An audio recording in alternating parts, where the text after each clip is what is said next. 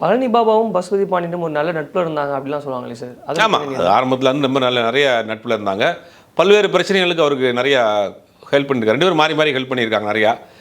என்னென்னா அப்போல்லாம் ஒரே இந்த பிற்படுத்தப்பட்ட மக்கள், தலித் மக்கள், இஸ்லாமிய மக்கள் எல்லாருமே ஓரளவுக்கு ஒன்றா இருக்கணும்னு நினச்சாங்க ஒரு காலகட்டத்தில். 90களில் தான் அந்த சாதி சண்டைகள் வந்து பெருசாக வரும். அதை வந்து ஒன்றிணைக்கணும்ன்ற பழனி பாபாவும் விரும்பினார், டாக்டர் ராமதாஸும் விரும்பினார். ஏன்னா வந்து நம்ம வந்து எல்லாருமே வந்து பொருளாதார ரீதியாகவும் சரி, கல்வியிலும் சரி, வேலைவாய்ப்பிலும் சரி பின்தங்கி இருக்கிறோம்.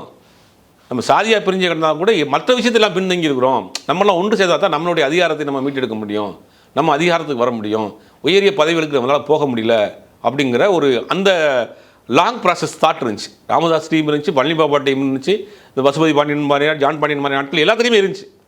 இந்த சமூகத்தை சேர்ந்தவர்கள் நம்ம இப்போ எல்லாமே வந்து பொருளாதார ரீதியாக எல்லாத்தையும் பின்தங்கி இருக்கிறோம், நமக்கான உரிமைகளை மீட்டெடுக்கணுங்கிறதெல்லாம் ஒன்று சேர்ந்து செயல்படணும், ஒரு சமூக செயல்பாடாக இருக்கணும்னு நினச்சாங்க. அதுக்கு ஒருவருக்கு வந்து உதவியாக இருந்தாங்க.